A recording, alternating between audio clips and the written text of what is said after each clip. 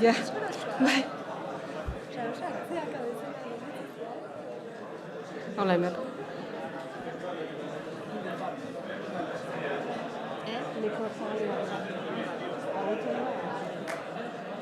Unitzen da.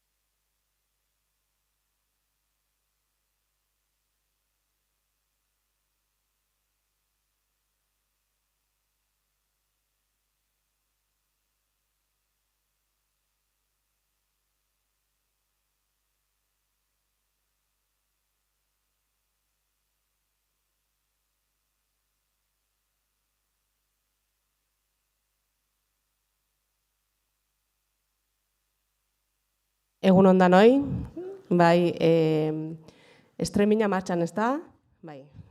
Bueno, egun on eta ongi etorri gaurko topaketa honetara, eta eskerrik asko lehenik eta behin egibideri, areto hau usteagatik eta topaketa hau antolatzen laguntzeagatik. Bai Euskarariko lansarean.eus webgunearen arira antolatu dugu gaurko topaketa hau, ezagutuko duzu agian batzuk, lansarean.eus lana bilatzeko edo langileak aurkitzeko webgunea da, euskarazko lanatari bakarra, eta, sarreratxo hau eginda, Leireri emango diotitza, bera da, bai Euskari elkarteko aholkularia, eta lansarean.eus aurkeztuko digu. Egun on denoi, labur azalduko izuet lansarean zer dan, eta gero, etxea jute zeatenen, edo mendikateatze zeatenen, begiratu lansarean.eus horria, ze momentu hontan igualez, baina horra esego seguro interesatzen zaizuela. Lanatari, euskara hutsezko lehen lanataria da, eta bertan, jadanik 660 lan eskaintza edo argitaratu dira, 660 baino gehiago, asko eguneratzen da, egunero daude lan eskaintzak, eta bertan, egongo dira, enpresek sartzen dituzte, beraien lan eskaintzak sartzen dituzte, eta langileak topatzeko edo, lan eskaintza sartu eta langileak topatzeko erabiltzen dute. Eta langileek alderantziz beraien kurrikuluna jarri ditzazkete, edo lan eskaintzetan eta izena eman dezakete. Alde batetik, esan dizueten bezala, enpresek hautaketa prozesua kudeatu eta eskaintzen dituzten lanpostuetarako hautagaiak aurkitu ditzazkete, eta bestetik pertsonek edo zuek lan eskaintzetan izena eman eta horien berri jasoko dezute. Aurreko urtean berrikuntza bat sartu gendun eta izan zen kurrikulunak egiteko aukera jarri gendun. Orduan, askotan ez dakigu gure kurrikuluna nola prestatu, hor web horrian sartuta aukera dakazute zuen kurrikulunak prestatzeko. Baita oposaketetara edo aurkeztu nahi badezute, bertan aurkituko dituzue galdetegiak edo materiala oposaketa horietan oposaketa prestatu ahal izateko. Beti ere kontuan hartu euskerazko informazioa egongo dela. Eta gero, hortarako hau dena erabili ahal izateko inbar dezutena da web horrian sartu eta hautagaiak atalean alta eman. Orduan, aukera aukiko ez dute, esan dizueten bezala, kurrikulunak prestatu ahal izateko, eta lan eskaintzen berri ere zuen emailean edo jasotzeko. Eta, bideo labur jarriko izuet, pixkat ikusteko zer dan lansarean, edo jendeak zer esaten duen lansarean buruz. konturatu ginen, lansarean ataria oso eraginkorra zela eta kurrikulum ugari jasotzen genituela. Ikasten duen bitartean, nire lehenengo lana lansareanen aurkitu nuen. Gure helburuetako bat da pertsonen garapena eta lanpostuen sustapena. Badakigu lansarean.eusen bilatzen dugun hori erraz aurkituko dugula. Pertsona trebatuak gure proiektura erakatzeko tresna bikaina izan da ikerlan ikerketa zentroarentzat. Lansarean lan atariak baldintzatzea eta betetzen zituen pertsona aurkitzen lagundu gaitu. Berria euskarazko komunikazio taldea da eta langile kualifikatuak behar izaten ditu. Lansarean atariak eskaintzen digun hautagaitza sare euskaldunak asko errazten du aukeraketa prozesua.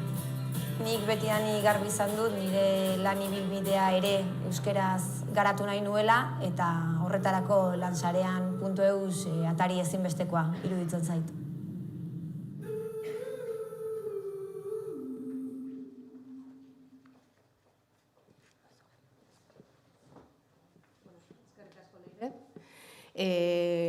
Ikusi duzue lansarean zer dan, galderaren bat edo baldin badukazue, gero leireri egiteko aukera edukiko duzue. Jarraituko dugu topaketarekin, zergatik antolatu dugun topaketa hau, nahi duguna da topaketa honen bidez, parte hartzaileek laneratzeko prozesuan izan ditzaketen kezken, zalantzen eta aukeren inguruan hitz egitea nolabait, ez? Eta euskarazko espazio bat sortzia lanaren inguruan eta laneratze prozesu horren inguruan hitz egiteko. Eta zer egingo dugu? Ekarriko hemen ditugu 5 parte hartzaile, hitza emango diet oraintxe, lehenengo eta behin lana bilatzeko momentuan ibilbide akademiko ezberdina dituzten erronken eta aukeren inguruan arituko gara. Eta horretarako, lanbide heziketako ikasle bat eta unibertsitateko ikasketak egiten ari den beste bat ditugu gurekin. Alde batetik gero horretaz gain ekintzaile bat eta langile bat ere izango ditugu gurekin, eta euren ibilbidea kontatuko diguten nolabait. Ikasle izatetik, lanera hastera eta guzti hori ze prozesu bizi izan duten. Eta laneratzean agertu ditazken zalantzak edo beldurrak edo nolabait argitzeko enplegu orientatzaile bat ere badugu gaurkoan. Az gaitezen, jakin nahi baduzue galderak egiteko aukera daukazuela, altxa eskua, galderaren bat baldin baduzue tarteren baten eta gustora erantzungo diziote parte hartzaileek. Hasteko beraz, lanbide heziketako Garikoitz de Diego eta automatizazioko eta robotika industrialeko goi mailako teknikaria da. Etorri gari.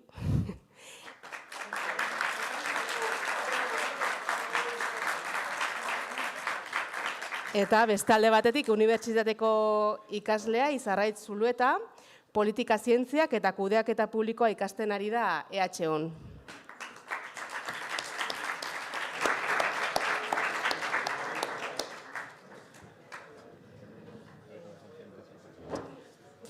Ongi etorri bioi. Aupa, gaizo. Aber, jarri. Hasteko, zergatik aukeratu dituzue ikasketa hauek, bakoitzak erantzun labur, zergatik aukeratu duzuen, eta... Zientzia politikoak ikastea erabaki nuen, gehien bat interesa dela, eta ziren zalantza asko izan dituen, eta azken egunera arte ez nuen erabaki zer ikasi nahi nuen, zalantzak dituen magisteritza eta karreraren artean, baina gehien bat interesa dela eta ikusita karreran ze ikasi behar nuen eta zerrez, erabaki nuen karrera hau ikastea. Eta nire kasuan, ni hemen ja daramat urte asko ikasten, eta hemendik pasilloetan ikusi nuen nire klasea automatizazio eta robotika dena, eta ikusten zenuen nola urtero berritzen ari ziren makinak, eta orain adibidez daukagu 4 robot, eta orduan hori ikusterakoan interesatzen zait. Orduan horregatik hautatu nuen ikasketa hauek. Orduan ez da lehenengo ikasketa egiten duzuna, ez? Beste ze ikasi duzu? Informatika eta teleko. Beste bi eginda duguzkozu orduan. Bai. Oso ondo. Eukidozue ikasketa hauek aukeratzerakoan arrazoiren bat ez dakit aurrera begira lana errezago bilatzeko edo izan da arrazoietako bat? Nire kasuan, bai pentsatu nula, bikarraren artean zeir den bide izan nitzakeen, zeintzuk ez, zeinek izan zezakeen aukera zabalagoa, eta hori ikusita pentsatu nuen igual zientzia politikoak ikasita lan eskaintza zabalagoa izan zitekela, eta horren ostean ere beste ikasketa batzuk burutuan dituela, eta hori dela eta erabaki nuen hau egitea, eta ez magisteritza igual dagoelako arlo jakin batera bakarrik mugatuago, eta orduan horri begira eta etorkizunari begira erabaki nuen hau ikastea. Eta nire kasuan da, izan zen lana bilatzeko orduan erraztasun aukiko nuelako, eta daukat ja perfil bat kompletoagoa, eta hori uste dut etorkizunerako erraza izango dudala lana bilatzeko orduan. Uste duzue lana bilatzeko garaian lanbide heziketa, unibertsitate ikasketak izateak aukera ezberdinak ematen dituela? Edo zein erronka, edo zein zailtasun aurkitzen duzue ikasketa horiek burutzean? Nik uste desberdintasuna badagoela, eta nire kasuan unibertsitatean nagoenez, nik uste laneratzeari begira lanbide heziketak ematen duela aukera zabalagoa eta hobea. Bai prestakuntzari begira, igual unibertsitatea dagoelako gehiago sakontzen karreran hor ikasi, baina ez dugu laneratzeari hainbeste begira. Eta nik uste hor nire kasuan arazo larria izan daitekela esperientzia falta edota karrearekin loturarik ez duen lan bat aurkitu behar izatea. Azkenean, heziketako zikloetan, lanbide zikloetan, gu adibidez daukagu praktikak, batzuk daukagu duala egiteko aukera, ni orain adibidez duala egiten ari naiz, eta hori azkenean esperientzia bat ematen dizu. Duala azkenean da urteko esperientzia bat, eta lana egiten zaude, ere klasera etortzen zara, eta ondo formatzen ari zara. Praktikak dira 3-4 hilabete, eta 16 urtekin erdi mailako zikloetako jendea juten da, eta ja 17 urtekin ja hasten zara lanean. Daukazu oinarri bat, eta hori unibertsitatean ez dizut ematen, lehenengo urteetan. Izarraizuk eukidozu aukeraik praktikak edo egiteko, edo eukiko dozu, edo... Badaukagu duala egiteko aukera, baina 2 plaza daude karrera oso baterako bakarrik, eta lan eskaintza da oso murritza. Dira 2 aukera, eta badira oso perfil zehatzak. Orduan ez daukagu aukera handirik, egia zen egiten dugu 4 urteko edo 5 urteko karrera bat, eta horren ostean, ez dakigu ondo zer egin, zer ez egin, ez daukagulako inongo prestakuntzarik. Eta zenbat zarete gelan edo ikasketa hori egiten maila bakoitzean? Gu gara 21 ikasle, kontua dagoela soziologia eta zientzia politikoak, orduan hasieran bada bateratuta dagoen karrera bat, baina gero ja banatu egiten da. Baina dualari begira da guztiontzako gauza bera. Horietatik 2 bakarrik aukeratzen dituzte. Hori da, bai. Eta zuen ustez, euskara jakiteak errazten dizuen lana bilatzeko orduan lana bilatze hori? Lanpostuaren arabera. Nire nire kasuan adibidez, ni nago Burdinola batean, eta ni euskara ez dut hitz egiten zen, azkenan nago ni bakarrik, robot batekin, eta ez dut hitz egingo euskaraz robotari. Baina, horrela da. Baina adibidez, igual, jendearekin ja tratu gehiago badaukazu, euskaraz hitz egitea ondo dago, zeren azkenan da hizkuntza bat gehiago zure kurrikulunarako eta gainera da gure hizkuntza. Orduan hori beti laguntzen du. Robotarekin ez, baina kafe orduan eta eukiko duzu ez, lankideak edo... Ez dakite euskaraz. Ez dakite euskaraz.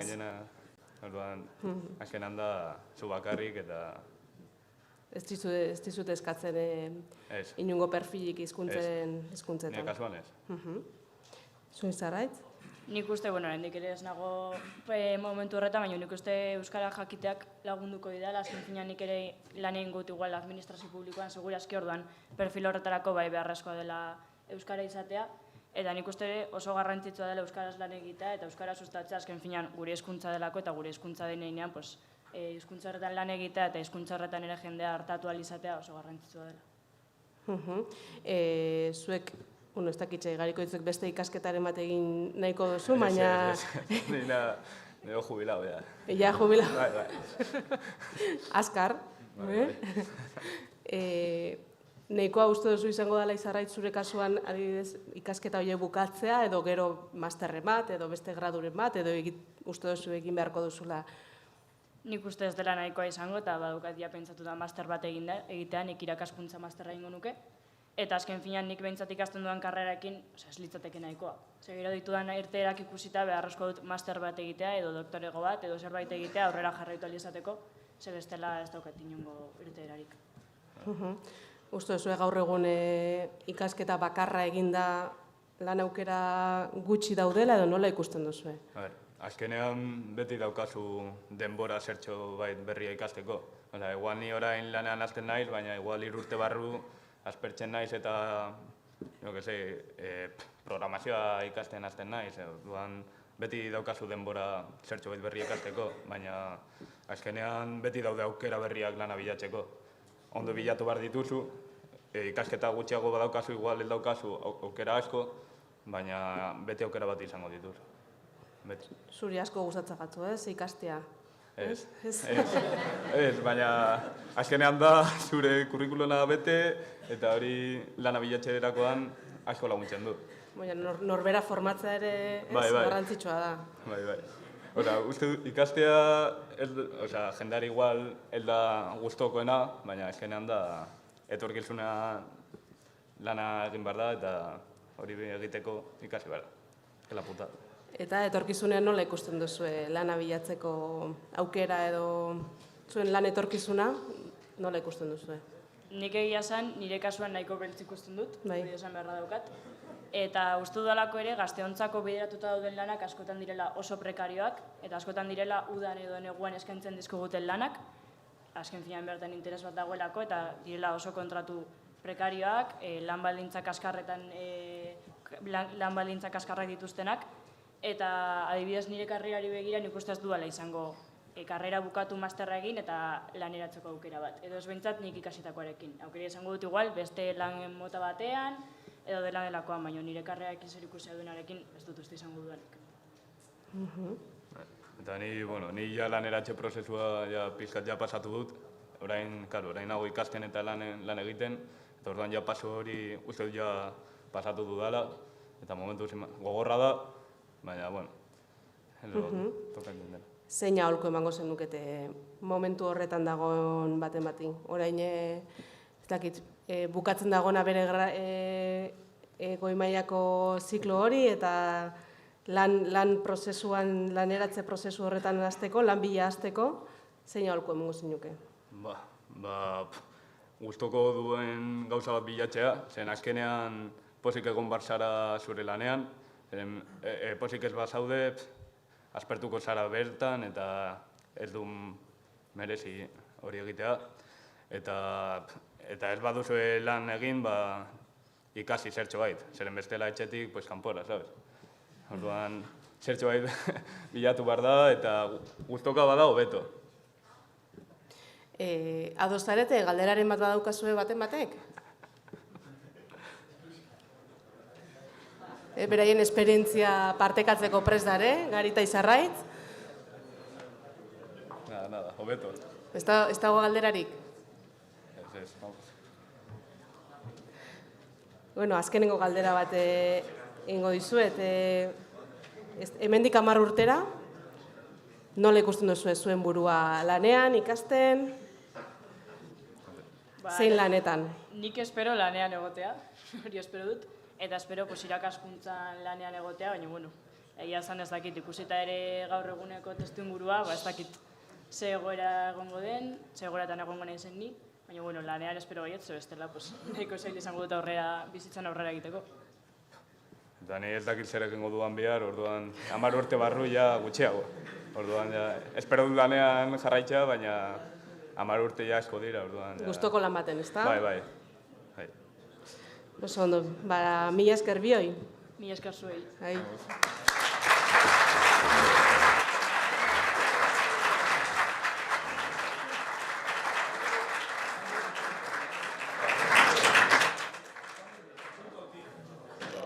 Eskatuko dizuet pixka bat isilik egoteko, bai? Koste egiten da entzutea, nahiz eta mikroeuki, bai? Hitz egiten bali mazaudete ez da ondo entzuten. Eta aurrera egingo dugu, oraingoan lanean dabiltzan bi parte hartzaile ekarriko dituguna.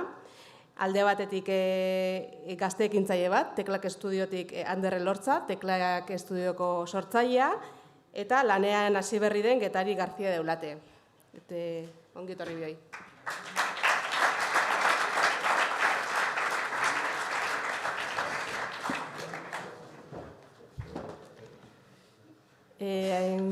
Kaixo, azaldu iguzue, pixka bat zertan ari zareten lanean? Bai, bueno, igual ni hasiko naiz, ni naizelako nik uste ikasle munduaren eta lan munduaren artean dagoen pertsona hori, osea, langilea naiz, baina oposaketak prestatzen ari naiz, orduan parte batean edo bestean ere ikaslea izaten jarraitzen dut. Eta nik lehen hezkuntza ikasi nuen, osea, magisteritza ikasi nuen, duela urtebete bukatu nuen, baina, karo, orain irakasle izatea ez da biablea, osea, nik unibertsitateko gradu bat ikasi nuen, eta hori, karrera bukatzean oso zaila da, izarraitzek esaldu duen moduan, oso zaila da bapatan lan mundura salto hori ematea ez, orduan, orain lanean ari naiz, baina ez naiz irakaslea, taberna batean egiten dut lan, eta jantoki batean ere bai. Bi lanetan zabitz orduan. Hori da. Eta horretaz gain oposaketak prestatzen. Hori da. Bueno, nire gazte ekintzaile epigrafea azpian jarri dezula, ni ekintzailea bai, baina gaztea naiz. Osea, ni ja 45 urte ditut eta lan munduan aspaldi sartu nintzen, eta buelta asko eman ditut. Nik gauza asko egin ditut, repartidorea izan naiz, lantegi batean egin dut lan, euskara irakasle izan naiz, gauza pila bat egin ditut. Eta ekintzailetza izan da nire prozesu honetan azken urratsa, nola baita esateko.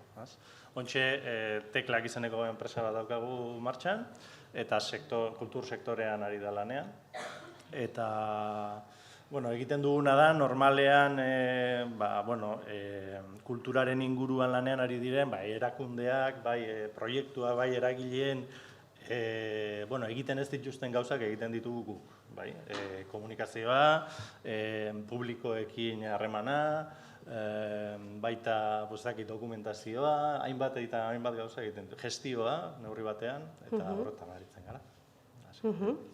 Ekintzaile esan duzu, orain hasi duzun etapa berria dela, orain edo Teklakekin hasi zinatenean. Esan edut, orain dela 7 urte. 7 urte. Zergatik aukeratu zein duen aukera hori, arrazoiak? Bueno, lan merkatuan ja nahiko denborak asko neraman, da nekatuta nengoen hainbat dinamiketaz, nik genuen nahi nire buruaren, norbait esatean niri zer egin behar nuen, ez ditzaidan nagusi bat gainean izatea gustatzen, eta gero gainera nire denboraren gestio aldatu nahi nuen. Eta ekintzailetza hori bideratzen du nolabait. Zuk zure denbora nolabait gestiona dezakezula neurri batean. Eta,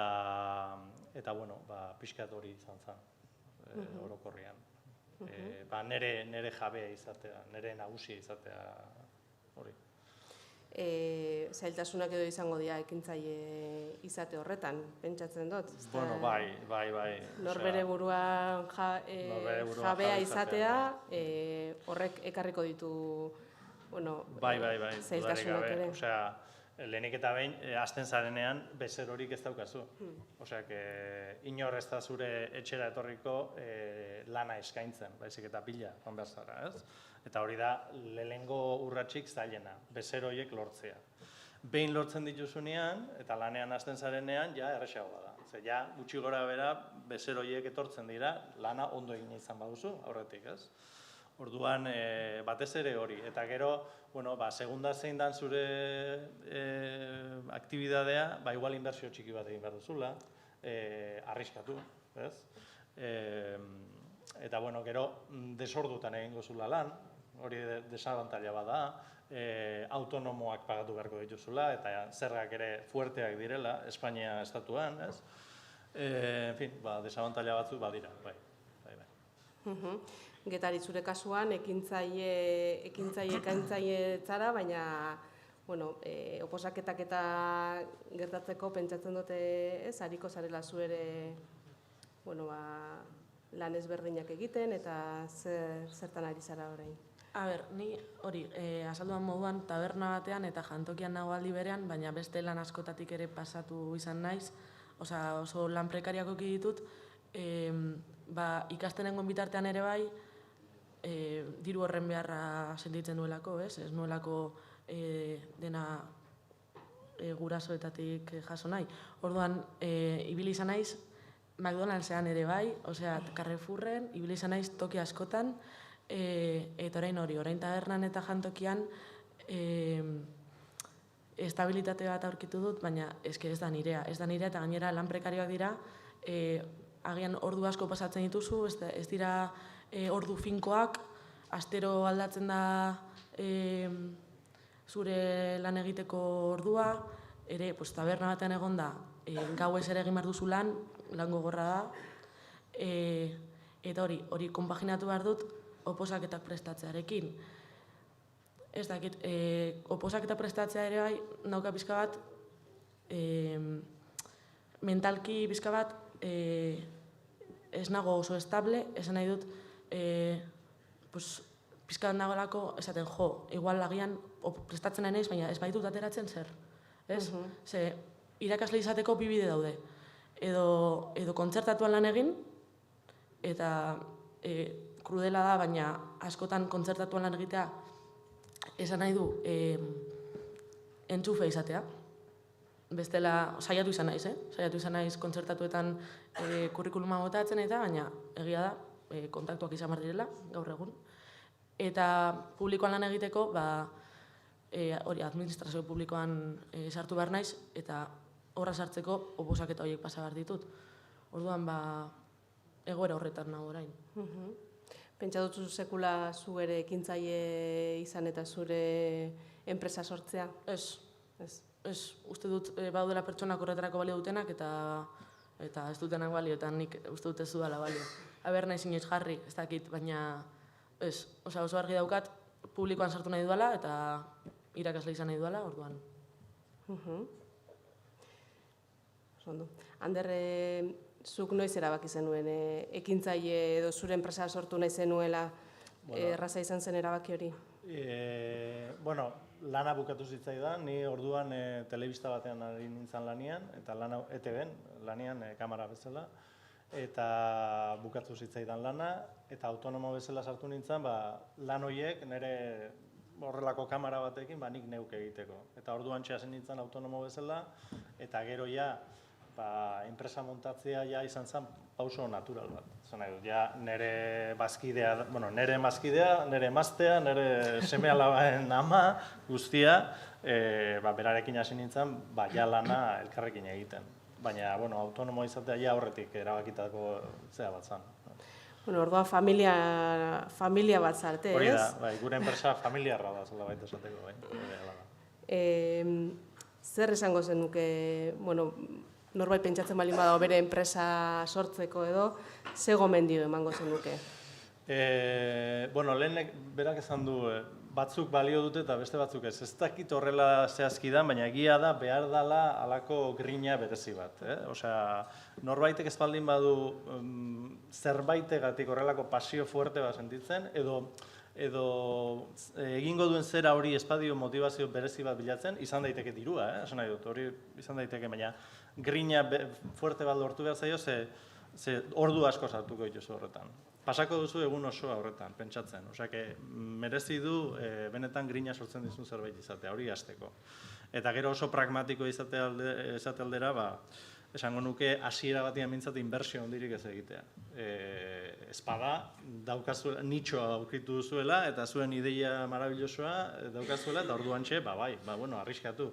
Baina sartzen zaretenean, saiatu lasai egiten, ze jaba dago jende asko lehiatzen, eta ezingo duzue hasi berriak zaretenok ontxe lehiatzen hasi merkatu horretan. Orduan, lasai hasi, zuhurtasunez eta poliki-poliki. Zugetari, ez dakitxe lana bilatzeko orduan edo aholkuren bat emango zenuke? Azteko, orain ikasten ari zareten horretan lan egin nahi baldin baduzu, praktikak ondo egin. Praktikak ondo egin, zuen onena eman, ze segurenik joango zarete enpresa pribatu batera, praktikak egitera, eta esan duan moduan, mundu honetan dena dira kontaktuak. Eta horretaz aparte, asko ikasi ere bai, pazientzia handia eduki, ze hasierako lanak ez dira errezak, askotan jartzen zaituzte inork egin nahi ez duen postu horietan, berria zarelako, gazteena zarelako, eta hori batez ere, pazientzia. Zaki baten batek galderaren bat edo duzuen, lasa egin galderak, zuen aurpegia ez da agertuko. Beraz, mikro eskatu eta galderaren bat baldin badukazue. Norbaite badukazue asmoa zuen enpresa sortzeko edo? Oraindik ez.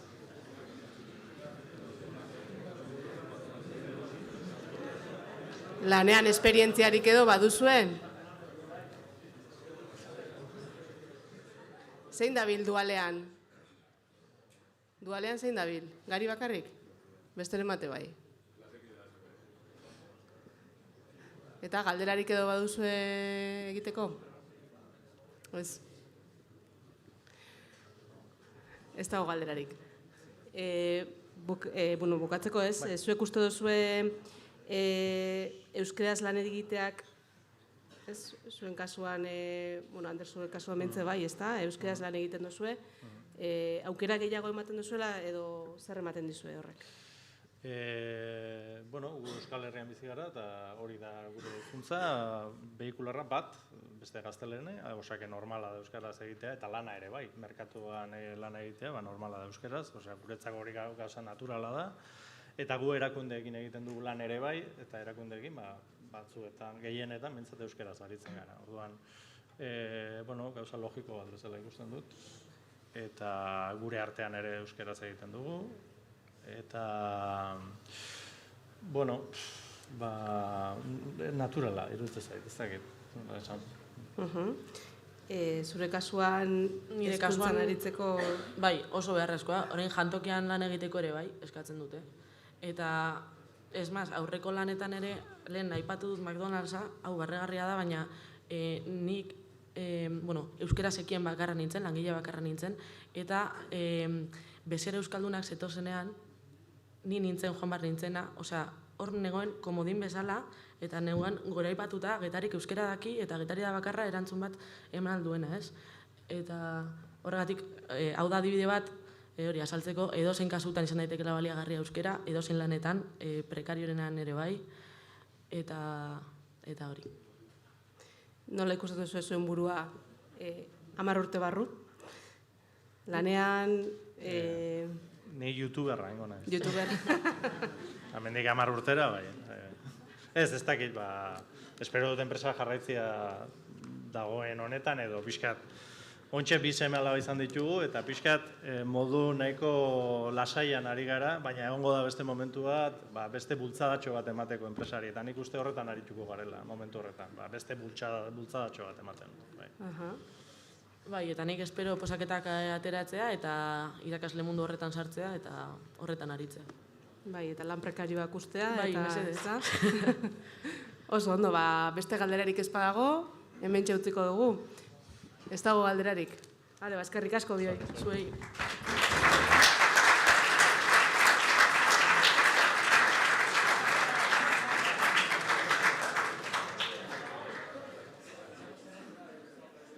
Jarraian hemen izango du Gasteizko udaleko enplegu orientatzailea, Regina Ribas. Txalo bero bat.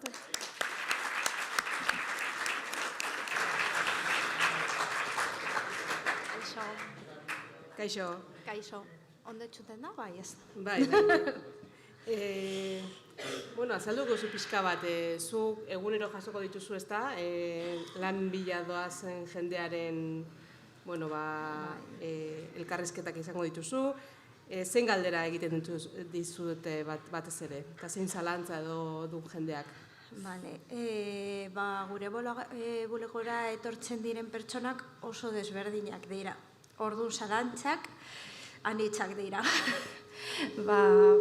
Badaukagu pertsona batzuk duela denbora luze ez dutela lan bila ibili, adibidez, egon dira enpresa batean urte pila, batean lanik gabe geratzen dira, eta, klaro, horiek adibidez, bere zalantzak dira, eta orain nola mugituko naz lan merkatu honetan, ze lan merkatua pila aldatu da urte hauetan, ez da, azken urteotan. Badaude beste batzuk adibidez lanean daudela, baina etortzen dira guregana ze lanaz aldatu nahi dutela. Batzuk lan prekarioak dauzkatelako eta ja ez dutelako han egon nahi. Beste batzuk hasi zirelako rueda horretan ez da, lanak topatzen eta bapatean konturatu direlako haien gustuko lana eta aldatu nahi dutela. Orduan, haien zalantzak normalean joaten dira, gehiago ea nola aprobetxatu orain arte egin dutena, etorkizunean zeo-zero bea topatzeko, edo haien gustokoena topatzeko. Eta gero gazteak oso gutxi etortzen dira guregana, nik uste dut ez gaituztelako ezagutzen, ez da? Esaten dute batzuk baietz. Baina, baten bat etortzen da hemendik, eta normalean haien galdera da, bale, ikasten bukatu dut, eta orain zer, nondik hasi. Zuten etortzen dira kurrikulum batekin, gurasoak edo nebarrebek lagunduta egiteko, baina ez dakite nondik mugitu. Ez dakite nora joan enpresetara hori emateko edo non bilatu haien gustuko lan eskaintzak, hori, azkenean lanean esperientzia txikia da, baina lan bilaketan bebai. Eta lan bilaketa ikasi behar da. Azkenean lana bat da, gaur egun. Zein aholku ematen diozue gazte horiei? Zuen engana aholku ezkedo zen gazte horiei? Hori, lehen aholkua da, konsientea izatea, lan bilaketa lana bat da, berez. Eta planifikazio bat egin behar dela. Ezin da, edo, bueno, egin alda, baina ez da oso eraginkorra. Bilatzea, bakarrik lan eskaintzak ikusten, edo zein modutan. Planifikazioa beharrezkoa da. Helburu bat markatu, helbide bat markatu, ze gainera, helbide bat ez badaukazu galduta zaude, eta honetan bebai, galduta zaude, baina helburu bat badaukazu behintzat planteatu alduzu zer egin helburu hori lortzeko. Eta batean bidetik joaten bazara, konstientea zara. Bidetik joaten zarela, eta zeo zer egin dezakezu bueltatzeko. Baina helburu hori ez badaukazu, ez dakizu galdu duzula.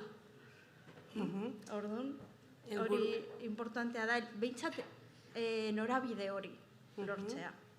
Zein helburu izan daiteke, adibidez, ez dakite, nik ikasi dudanean lan egitea, edo helburu hori zein izan daiteke? Izan daiteke hori, ikasi dudanaz lan egitea, baina konkretua izan behar da. Ze bestela, ez dakizu zein pausuak eman ara joateko. Oso orokorra bada, oso zaila da hori egitea, ez da? Baina konkretatzen baduzu eta badibidez getari esaten zuen lehen, ez da? Bera, irakaskuntzan lan egiteko badaki publikoan lan egin nahi baduela, oposaketak egin behar ditu, handago konkretoa. Oposaketak prestatu, nola prestatu, zer behar dudan, nola ikasi, nola lortu puntu gehiago han egoteko, eta holan egingo du bere bidea. Orduan, ez da helburu bat amets egiteko. Ametsak oso ondo daude, baina amets horiek zorura eraman behar ditugu. Eta pausak emateko balio behar zaizkigu. Zein pauso izan daitezke horiek? Behin helburua daukazula markatuta ez da, zein pauso jarraitu beharko genituzke lana bilatzeko orduan? Garrantzitsuenak edo? Segun eta helburuak, noski.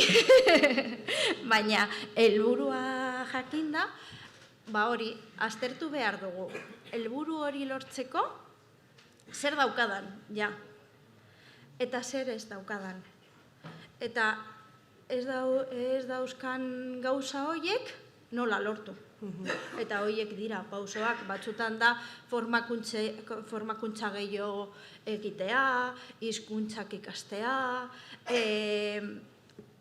beste esperientzia nire lanarekin lotuta daudenak, naiz eta nire lana ez izan, baina esperientzia antzekoak edukitzea, gero baliagarriak izango dira, gaitasun batzuk edukitzeko, ez da, pausoak izango dira, hori, helburuaren arabera eta batez ere faltatzen zaidan arabera. Herritarren normalean badakite hori nola egin edo pauso horrek nola jarraitu? Ez. Guk orokorrean topatzen duguna da, herritarrek orokorrean ezagutzen dituzte lana bilatzeko tresnak, erramintak, baina ez dakite mamia atera. Adibidez, ezagutzen dituzte web orriak, lana bilatzeko sareak, enpresa batzuk, baina ez dakite nola ondo aprobetxatu. Ze adibidez, Infojobs edo lan sarean, lan eskaintzetan izena emateko, ez da bakarrik nire kurrikuluma edozein modutan eta begiratzea lan eskaintzak hau bai, hau ez, hau bai, hau ez. Zuk arrakasta edukitzekoan aztertu behar dituzu eskaintzak. Eta jakin ea zer eskatzen duten enpresek lanpostu bakoitzarako. Segun eta zer eskatzen duten, holan moldatuko duzuzuk zure kurrikuluma. Hitzgakoak erabiltzen. Eta holan, makinita hau, ze gaur egun hautaketak gehienak egiten dituzte holakoak, holan aukera gehiago dauzkaso. Baina bakarrik irakurtzen eskaintzak eta holan egin atzamarrarekin gutxi lortzen da. Kurrikuluma ondo prestatu behar da orduan, ez? Oso ondo. Eta hausnarketa handia egin behar da prestatu baino lehen. Bai, kurrikuluma dauzkan hitzak, baina askoz gehiago kontatzen du. Orduan, kurrikulum bat egin baino lehen, pentsatu behar duzue. Zeintzuk dira zure puntu indartsuak. Zure kurrikulumean zein den importanteena. Zuen kasuetan, gehienetan izango da formakuntza orain, bai?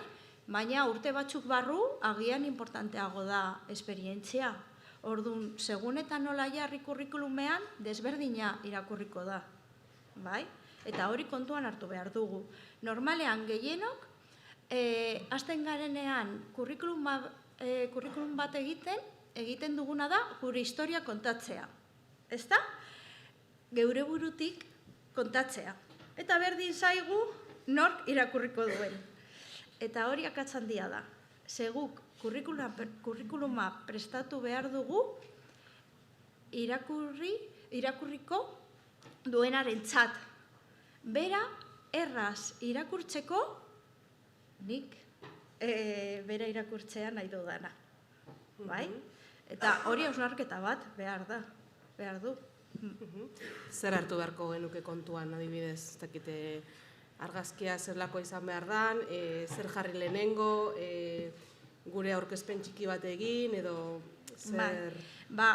Geure burua oso ondo ezagutu behar dugu, alde batetik, bai? Azkenean, kurrikuluma da gure puntu indartsuen aurkezpena, eta hori oso argi eduki behar dugu.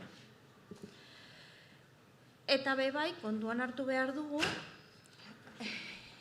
gure lan munduan zer da baliogarria. Bakoitzak lan mundu bat daukagu. Nik ez duz lana bilaktuko zure moduan, edo getari bezala, edo ez. Bakoitzak lana bilatu behar dugun modu batean. Bai, segun eta ze lan munduan mugitu nahi dugun, eta hori, ze bidea egin nahi dugun, eske azkenean guztia dago erlazionauta. Bai? Orduan, kurrikulumean alde batetik argi eduki behar dugu, izan behar da gure aurkezpena, ez da, gure puntu indartsuen aurkezpena, baina enpresarentzat. Enpresek oso azkar eta oso erraz irakurtzeko. Enpresak ez daukate denbora irakurtzeko kurrikulum asko. Eta ez daukate denbora eta batzutan ez daukate gogorik. Orduan, guk erraztasuna eman behar diegu. Bai?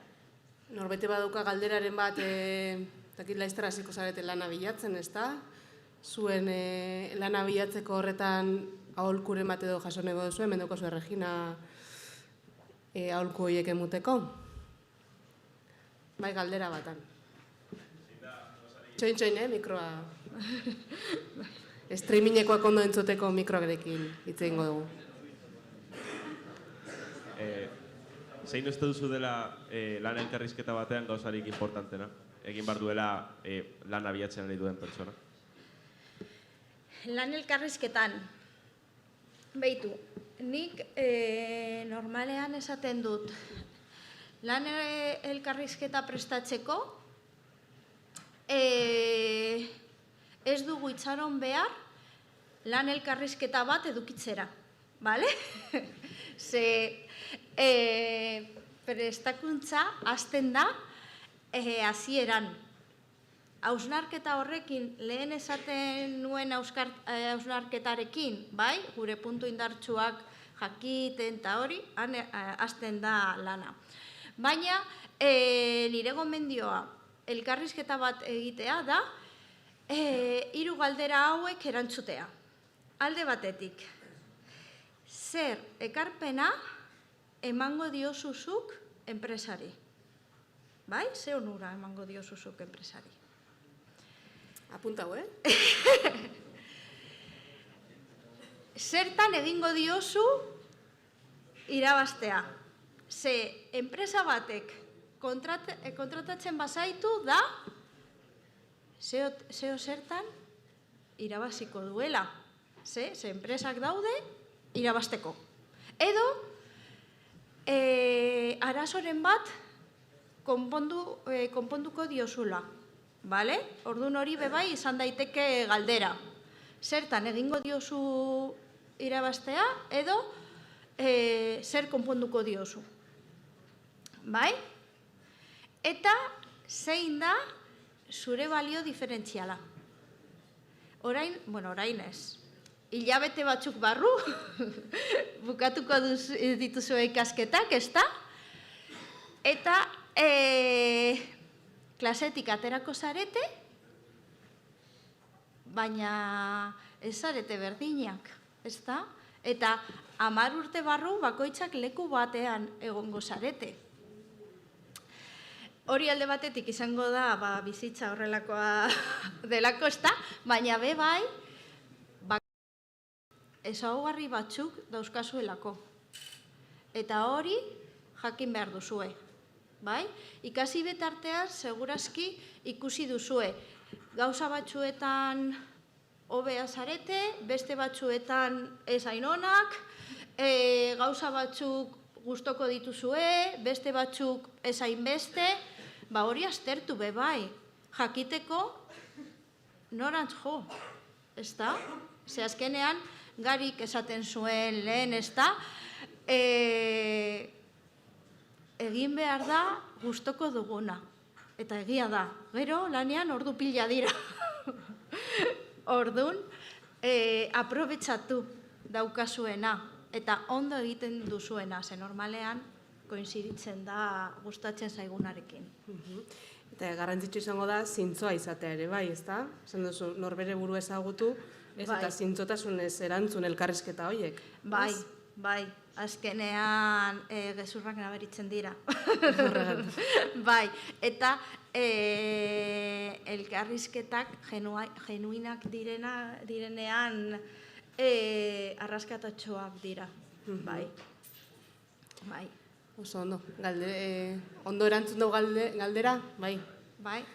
Beste galderaren bat baduzue? Leirek hemen. Bergoi.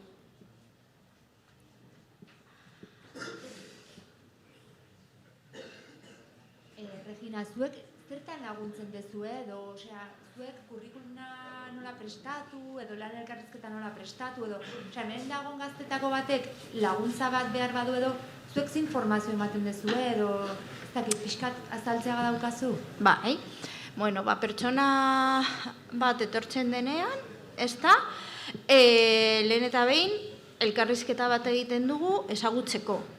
Normalean eskatzen diegu kurrikuluma ekartzea, ze hori, lehen esan dudanez, kurrikulumak gauza asko esaten dituzte, eta ez bakarrik idatzita dagoena. Eta pertsonak entzutean nola kontatzen duten, bai informazio pila ateratzen dugu. Orduan, elkarrizketa horretan, ezagutzen dugu pertsona, eta ikusten ditugu bere beharrak. Ea ze azkenean lana bilatzeko bidea luzea da. Lehen galdetzen zenun hori, 10 urte barru eta ematen du denbora pila dela, baina azkenean lan bilaketaren bidea luzea da.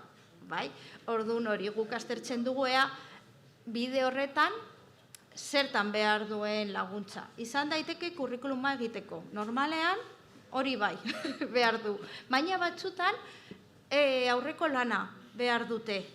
Eta da pizkat aztertzea nora joan nahi duten. Segun eta nora joan holan izango da kurrikuluma. Desberdinak dira kurrikulumak segun eta helburuak. Gero bai, normalean kurrikuluma egin ondoren, nola mugitu kurrikulum hori. Web horrietan sartu, nola sartu, nola egin hori, modu eraginkor batean egiteko, nola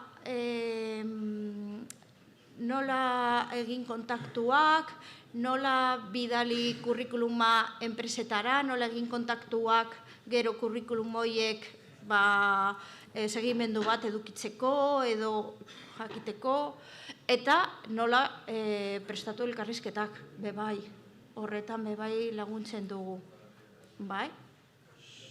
Guk egiten dugu banan-banan elkarrizketak, ziten bidez, egiten dugu laguntza hau, eta gero badauzkagu bebai taldeka tailer batzuk. Hori, taldeka gauza hauek lan egiteko.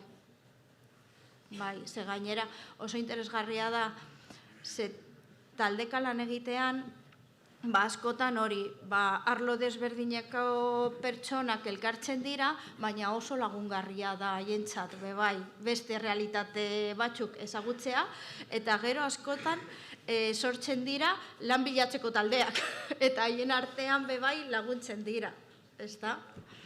Bai. Regina, esan duzu hasieran lan mundua asko aldatu dela, ez? Pila. Gaur egun zer eskatzen dute enpresetan batez ere, ez dakit, enpresa bakoitzak eskatuko du bere espezialitatea, ez? Baina horretaz gain, ez dakit, badagoela zerbait garatu dezakeguna guztiok eta, ez? Lana bilatzerako orduan erraztuko digunik? Beitu. Gero eta gehiago, ikusten dugu, ikasketak ezinbestekoak dira. Direla, ezta? Ze ikusten ari gara lan merkaturen transformazio bat, non gero eta importanteago dela, gero eta importanteago dela espezializatzea, bai? Orduan, ikasketak ezinbestekoak. Nik gogoratzen dut, nik ja nire urteak dauzkat, eta nik gogoratzen dut nire garaian oso ohikoa zen, ikasi nahi ez baduzu, basoaz landegira lan egitera. Gaur egun ezinezkoa da. Gaur egun, edo lanbide heziketa egiten duzu, edo zaila da lantegi batean lan egitea. Gero eta beharrezkoago da. Hizkuntzak, bebai, edozein arlotan, bebai. Eta hori, espezializatzea. Bai, zeo zertan espezializatzea. Hizkuntzak aipatu dituzu, gure kasuan euskara bultzatzen aritzen gara. Uste duzu euskarak ematen duela, erraztasun gehiago lana bilatzeko orduan? Bai, aukerak gehiago ematen ditu. Bai, hori argi dago, ezta? Badaude arlo batzuk non ezinbestekoa dela, ze adibidez hezkuntzan, komunikazioan, bai ala bai. Euskara behar da, Euskal Herrian gaude eta euskaraz komunikatzen gara, ezta? Eta hezkuntzan bebai, arlo publikoan bebai. Ze azkenean, zerbitzu publikoetan, euskaraz egiten dugu. Eta gero, badaude beste arlo batzuk, garik esaten zuen bere robotarekin ez zuela euskaraz hitz egiten, baina egia da, industrian bebai, orain, topatzen dugu industria batzuk, non baliogarria da euskara. Bai, badaude, Mondragon taldea, Loramendi, Aurrenak, enpresa potenteak, eta han euskara balio bat da. Bai, orokorrean, hizkuntzak eta hemen euskara lan merkatua irekitzen da. Orduan, lana bilatzean aukera gehiago ematen ditu. Bai. Beste galderare emateko baduzue egiteko Reginari? Ez. Animatu, Txen. Aritu zaretenean esat? Itzaletu dago. Bai. Aritu zarete esaten zer behar du langile batek, lan munduan zera sartzeko. Nik uste ere bai, gaur egun eskatzen dela gu nagusi, jefe bezala, begiratzen ari naiz pixkat. Nik eskatuko nukeena da persona bat ekintzailea izatea. Naiz da norbaitentzat lanean ari den, jarrera aktibo bat izatea laneko gauzak konpontzeko. Beti daude arazoak, baina pertsona gaur egun izan behar dute aktiboak. Hori nik hala ikusten dut behintzat. Oso importantea da, bai. Ze azkenean elkarrizketarako galderak esatean hori kontuan hartuta dago, ezta? Eta hori oso lotuta dago, bai, hori, gaur egun eskatzen diren gaitasunekin, eta Eta behitu, hori lan munduan beharrezkoa da, ekintzailea izan, gauzak egin, proaktiboa, ez da, asko entzuten da orain hitz hori, eta lana bilatzean, bai, beharrezkoa da. Ze, askotan esaten dute, ez da? Jo, eske niri aukera ematen badidate lan egiteko, baina ikusiko dute nola egiten ditudan gauzak, ez da? Bale. Baina ezin dute probatu pertsona guztiek. Orduan, lana bilatzean gauza asko erakusten ditugu. Eta hori kontuan hartu behar dugu, bai. Ze pertsona bat ekintzaile bada, lana bilatzean nabarituko da. Nola egiten dituen gauzak, nola jartzen da harremanetan enpresekin, interesa mostratzeko, kurrikuluma bidaltzeko, edo ez da, enpresa ezagutzeko, gauza horiek ezinbestekoak dira. Bai lan egiteko, baina bai, lana bilatzeko.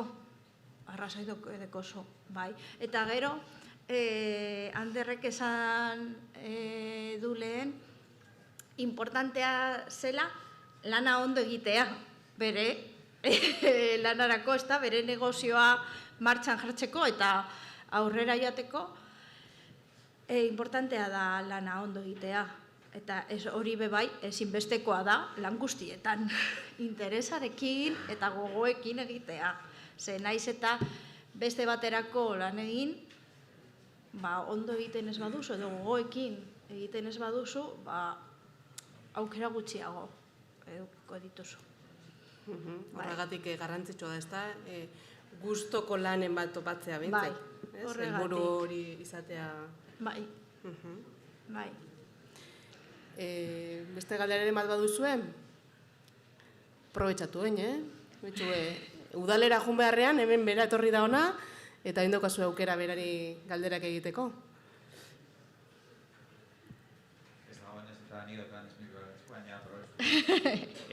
Bueno, hemen zaudeten ikasle gehienak orain daukazue lan prestakuntza eta orientaziorako ikasgaia, eta horre ere imaginatzen dut erakutsiko dizuetela zelan egin kurrikulum bat, zelan egin elkarrizketa bat, eta abar, baina gero hau amaitzen zaizuenean, nik jakin nahi nuke ez, zer aukera dauden, edo ze zerbitzu dauden, edo ze zerbitzu eskaintzen, ze zerbitzu igual azaldu duzu, non eskaintzen duzue zerbitzua eta ze aukera dauden, behin lan mundua bilatzen ari garenean eta topatzen ez dugunean, non topatu laguntza hori.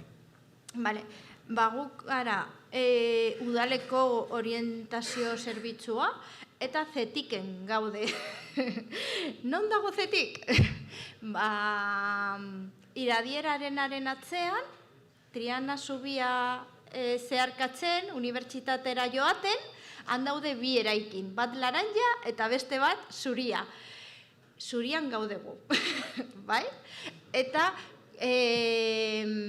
gure bulegora joateko, edo ara joan eta zita bat eskatu, edo telefonoz deitu. Bai, nahi baduzue, gero jarriko dizuet telefonoa.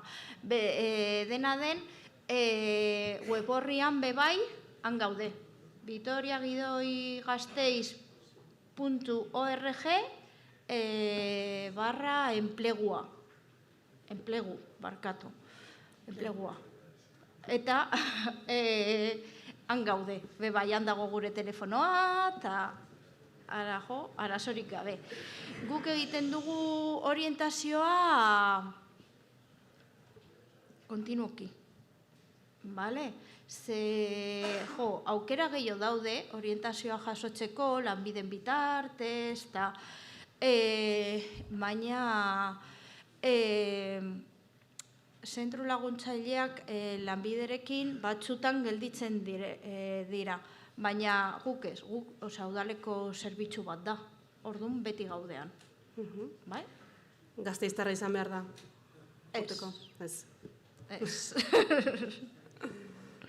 Ez. Batzutan gertatzen da, ez da? Kanpotik etortzen da norbait ikastera, eta gure bolegora joaten da eta atenditzen dugu. Bai. Zer izaten duzu Gasteizko enpresak eta enpresen lan eskaintzak izaten dituzue, edo Arabako, ez dakit, orokorragoak, edo... Segun eta kasua, bale? Orokorrena da, Gasteizko enpresei buruz hitz egitea. Zergatik, Araban, nukleo handiena Gasteiz da.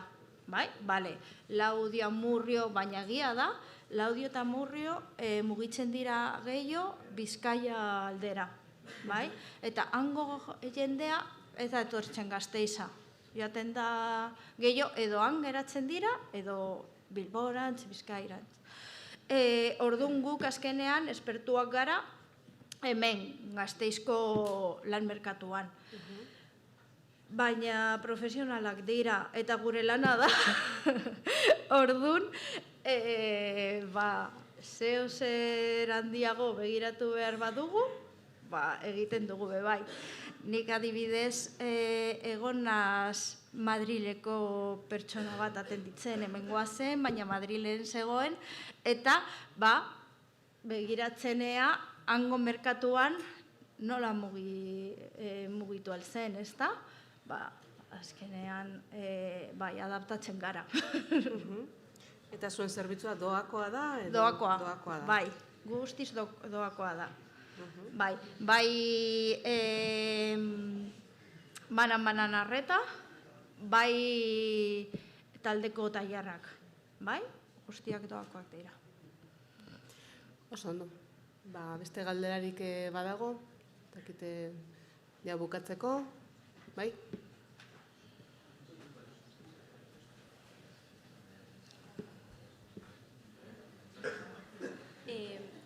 Zetikera joateko adibidez, zita prebio behar dugu edo joan algara behar dugunean? Normalean aurreko zitarekin, bai. Eta horretarako, ara joan alzarete, ez da, zita eskatzera, edo telefono bat, ez daukagu, ez da, jartzeko pantailan edo, bai, bederatzi lau bost, 6, 12, 24. Bederatzi lau bost, 16, 12, 24. Bai, gero partekatuko dugu zuen artean nahi baduzu. Pasauko dugu irakasliei, bai? Partekatuko dugu. Bueno, danak prestez, lana bilatzeko eta ondo. Beste galderarik ez badago bukatu ingo dugu tarte hau. Eskerrik asko, Regina. Zuei.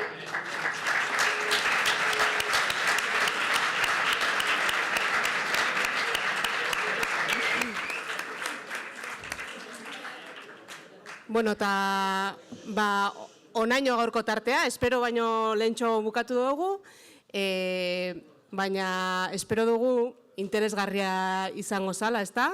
Ikasiko zinuen, ez? Laneratzeko prozesua mintzete zehartu kontuan eta kurrikuluma egiteko zehartu kontuan eta esperientziak ere ezagutu ditugu, eskerrik asko danoi.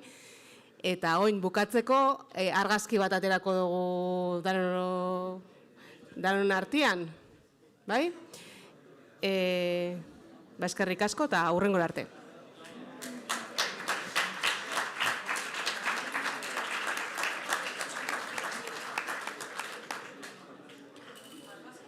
Bai, hemen jarrita.